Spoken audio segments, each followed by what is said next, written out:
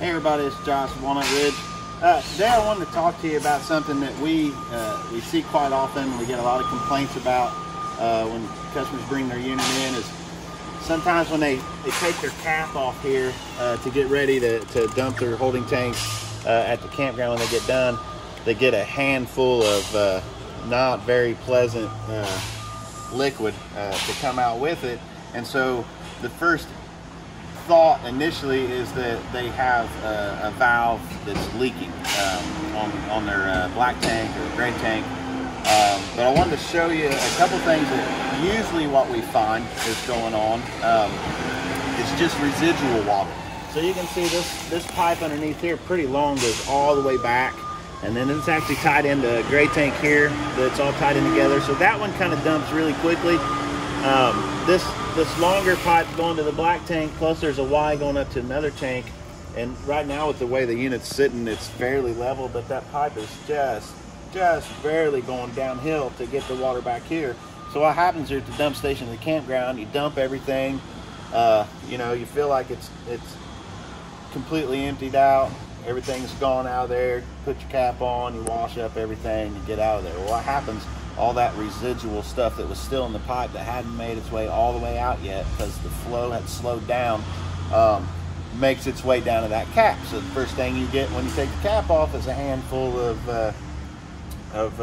you know, really irritating liquid coming into your hands, we'll put it that way.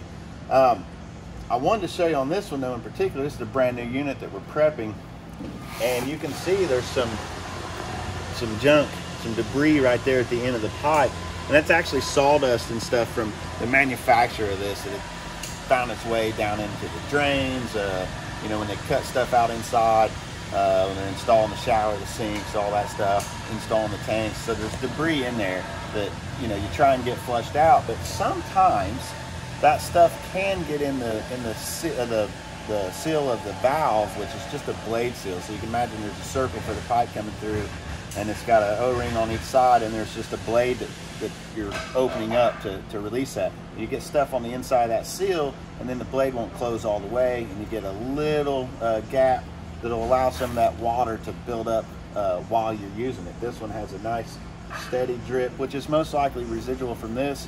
Obviously, we're gonna make sure that stops dripping, get it all aired out, and then double check and make sure that those valves are sealing completely. So it's very important that you, for one, use plenty of water in your tank when you're getting ready to flush it out. So if you're at the campground and you've only used it a little bit, you know you're going to dump it on your way out, you might as well go ahead and run the water and fill that tank up some more to help give you a lot more liquid to push out all the debris that needs to be cleared out of there so it doesn't get caught up in your seals. Also going to allow you for your chemicals to be able to work, because it's going to mix in a little more with all that debris. And then if you have a black tank flush, make sure you're using it to kind of spray out the tank as well. Once you close your valve, you really need to put a little bit more water back in it, chemicals, so it's ready to go the next time. And then that's going to help you from getting that handful of goodness when you open it up. Another thing you can do, it's a pretty cheap and easy fix, but it's you know, if we know that you don't have a problem with the valves, that it's just residual water and you don't have time to let it air dry at the campground, a lot of times there's people waiting to use the dump station, so you kind of have to hurry.